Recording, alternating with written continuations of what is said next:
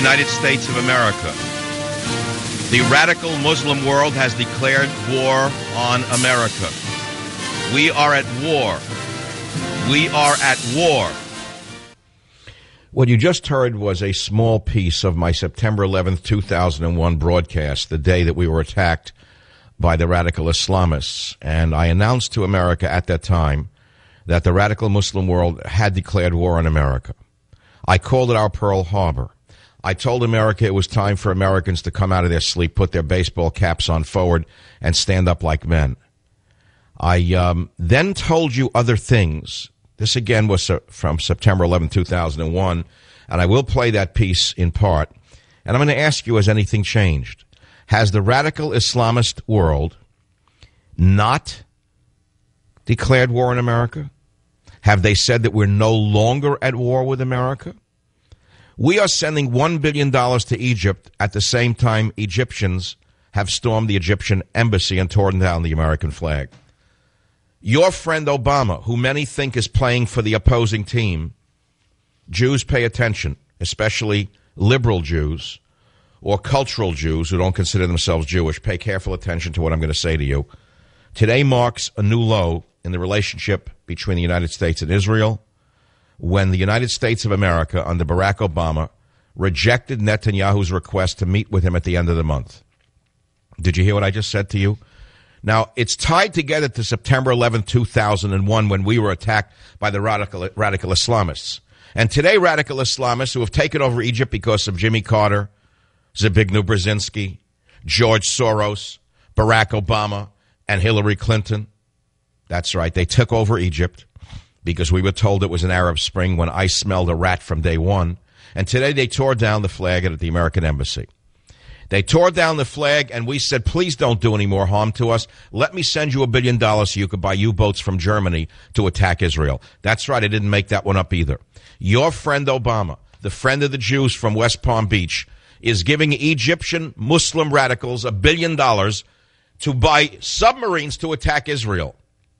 But you pay no attention. You'll vote D anyway. You'd vote D if the cattle cars were rolling right next to you. You'd still put a D on your ballot. Well, today, the White House said, drop dead to Netanyahu. Netanyahu begged U.S. President Barack Hussein Obama to meet with him at the end of the month. Barack Hussein Obama said, I'm too busy. This is a new low in relations between Netanyahu and Obama. Now, here's what Netanyahu had to say. He launched an unprecedented verbal attack on the U.S. government over its stance on the Iranian nuclear program. Here's what Netanyahu had to say. Those in the international community who refuse to put red lines before Iran don't have a moral right to place a red light before Israel.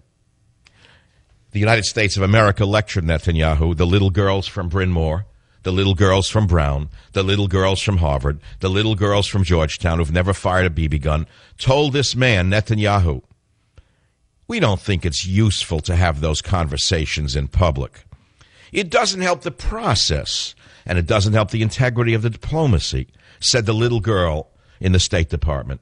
The little girl who's never had to defend herself, her home, or her country tells Netanyahu what to do to defend the Jewish people in Israel. So we have a new low. At the same time, we have no opposition party to the juggernaut called Obama. The opposition party has disappeared, and they're in hiding. No sign of Ryan, no sign of Romney, no sign of any life or pulse in the Republican Party, no sign from Boehner. We don't know where he is, which bar he might or may not be in. No sign of one Republican saying one word today. Instead, we have this. So have things really changed since 2001? You know, you could wake up one morning and Israel could be off the map. You see, Iran has said they want to wipe Israel off the map. Iran has said they want to destroy Israel. Now, you know, to 70% of the Democrats, that's okay with them. Because just last week, they voted no to Jerusalem as the capital of Israel. Just last week, the Jew haters in the audience at the DNC said no to God. And their ratings went up. That shows you where America is today after 10 years of brainwashing in the colleges and through the newspapers. The American people, frankly, probably support Obama in his rejection of Israel. By the way, but I'm not speaking to the Quislings. I'm not speaking to the capos. I'm not speaking to the Woody Allens in the audience. I'm speaking to the others. Today is the anniversary of our own Pearl Harbor, meaning our generation's Pearl Harbor. And yet, how many schools today taught it? Katie Couric, I don't know if she covered it. I heard that NBC News broke away to cover some girl with a fat behind with very large breasts instead of a memorial to the men and women who died on 9/11, and, of course, all the soldiers who've been mutilated, maimed, and killed since 9/11. Not one peep out of the liberal media, so to speak. And so here we are today, God knows how many years later, 01 to 12, do the math, 11 years. And I said we were at war. The Muslim world had declared war on America. Obama, what did he say today? What did Obama say today? Did he say it was racist of us to remember 9/11? Did Obama give a speech saying it would be racist and insulting to the Muslim world? Did Brzezinski get up and say we should forget this and get rid of it? What did any of these Democrats say? I don't know. I haven't seen them. But what I want to do is play for you a little piece of my broadcast from September 11th, 2001, and you tell me two things. A, have things changed? And B, was I wrong? Go ahead. Attention, America. This is your Pearl Harbor. This is your Pearl Harbor. In the World Trade Center today, a World Trade Center that no longer exists, demolished by two hijacked airliners, taken over by radical Muslims. Ladies and gentlemen, you will never forget this day as long as you live. It is time for you to come out of your sleep. It is time for you to put your hats on forward. It is time for you to throw your pornography in a bonfire. It is time for you to turn off your sports. It is time for you to turn off your entertainment. You will not have a nation unless you awaken and stand up like a man.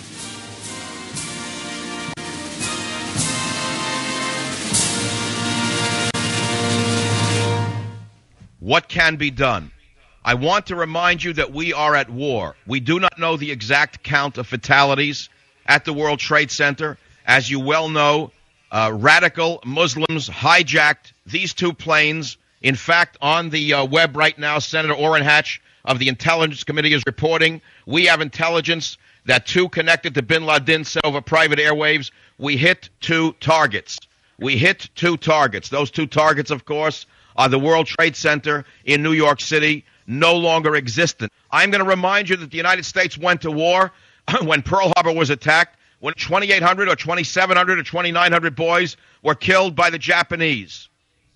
Ladies and gentlemen, what will it take for this country to close the borders, to reassert English as our language, to stop the flood of asylees from every garbage can in the world? This is the result of a weakened nation.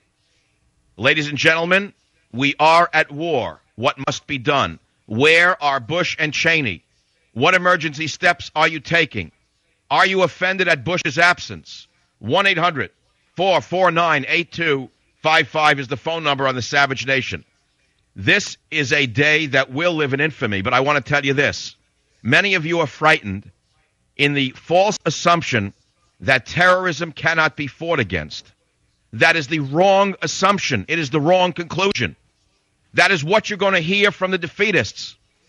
I want to remind everyone listening to Michael Savage that Japan's kamikaze attacks ended only after Truman dropped 2 atomic bombs on Japan. I will repeat that. Kamikazes never act on their own. They are financed, they are trained, and they are supplied by governments. Kamikazes do not act on their own. Japan's kamikaze attacks ended only after we dropped 2 atomic bombs on their homeland. We must atomize their training camps. We must atomize their training camps now, and I am not the only one who knows this. Congressman Rohrabacher from Orange County, California, this morning was furious. He had been trying to warn the morons at the highest level for months now that this was coming, and they called him a right-wing maniac. They ridiculed Rohrabacher. They dismissed him as a right-wing nut. All right, let's Maybe pause you've right dismissed here. me as a right-wing. I don't know how much of this you can take. I realize many of you are on medication and you're interested in a baseball game today or which slut made a fool of herself in Hollywood. But the world has not gotten to be a safer place under Obama. It's a much more dangerous place. Also on today's broadcast, which in a way is a commemoration of September 11th and all of the men and women, mainly men, by the way, who have died defending us against the radical Islamic world. It's a thank you to them and their families. I don't know what else to say. We're going to talk about sort of related topics on the program today, and you can call me at 1-800-449-8255. Incidentally, guys, my telos is dead. 1-800-449-8255, michaelsavage.com website. White House declined Netanyahu request to meet with Obama. Now, you heard my broadcast just now from 9/11. Do you think I was wrong? Do you think I was too radical? Do you think I'm just another right-winger trying to stir up the masses when we should still be appeasing the radical Islamists? I mean, after all, look what has gotten us in Egypt. Look how bright your liberal president is. Look how far-seeing Jimmy Carter and Obama and Nancy Pelosi are, in that they orchestrated the overthrow of Mubarak, the bad Mubarak in Egypt, our greatest ally for 40 years in the Middle East with the largest Muslim population. Look how smart Obama is. He made peace with the Islamists, the Muslim Brotherhood, when those of us who saw reality said don't do it. And today they tore down the U.S. flag and erected an Islamist flag over the U.S. Embassy. They said Allah is the only God. So you see how smart your president is. Do you understand how clever a Quisling can be? Do you understand why you must re-elect the Quisling in the White House? You have to elect Neville Chamberlain and Quisling in the form of Obama, because Quisling and Neville Chamberlain, as you well know, were the appeasers of their time. And they were so bright, had the English listened to Neville Chamberlain, there'd be no England today. They would be speaking German in England today. Had they listened to Quisling, that nation would have disappeared. And if you listen to Obama, your nation will disappear. Maybe not physically, but it will disappear culturally. It certainly has disappeared economically under Obama, hasn't it? And yet his poll numbers have gone up. Why? Because the Democrats are very clever. Got to give them credit for being smart. They flooded America with so many illegal aliens who are on welfare. They've expanded the food stamp program so menacingly that there are so many dependent loser leeches living off the fat of the land, loser leeches living off the fat of the land and living off our taxes, who all want to raise. So you have to say Axelrod's not so stupid. If you give 50 million people food stamps, who are they going to vote for? Those who gave them the food stamps, or those who want to take away the food stamps and say, buddy, go get a job? Who are they going to vote for if you're an illegal alien who snuck into the country and your daughter is 14 and she has 3 anchor babies? Who are you going to vote for? The man who says the anchor babies are good for America, or the man who says nothing about it because they're afraid of losing the illegal alien vote? Was I wrong or was I right on 9/11? Have things gotten safer, or are they less safe? Also today, I'll tell you what we're going to talk about. Most of you don't even know this story. It's eaten me alive. I need to take a break in a second. 22 Navy SEALs were killed in one helicopter crash last year. But everyone has buried the story. I have been screaming on this show for over a year. I wanted to know who in the Defense Department, who in the State Department, or who where put those men on that slow-flying Huey helicopter. More Navy SEALs died in that one crash than ever died before in all of their raids. And it was all under Barack Hussein Obama. Now, you would think Romney the schmuck and his campaign of idiots, the confederacy of dunces that worked for him, would counter Obama's claim to be a great commander-in-chief for having killed Osama bin Laden by saying, well, you also killed 22 Navy SEALs who died under you.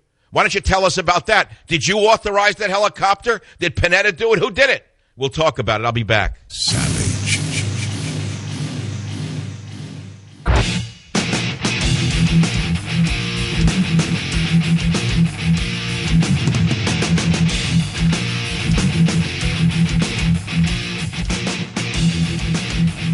Today is an historic day because it's a memorial for those who died since 9/11 defending America. And it's a day that Barack Obama has told Netanyahu to drop dead. He doesn't want to meet with him.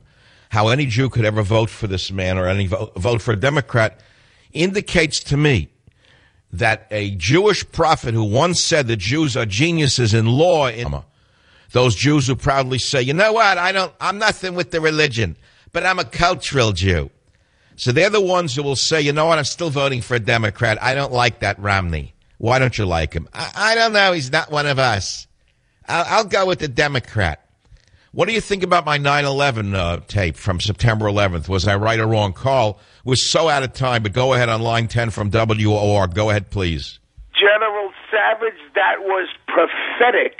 That should be played every day so people could hear that. I don't know what to say. I don't know how prophetic it was. I know it was true. I know we're at war. We have been at war, and the wars have not gotten less in intensity. They're still attacking us. Obama escalated the war in the Middle East by bringing about the Arab winter, and now they've torn down the American flag today. News today. Newsflash, Obama, the great commander-in-chief, they tore down the American flag, and he said, we're going ahead with the $1 billion to the Islamists so they can buy U-boats so they can attack Israel. You hear this? In 20...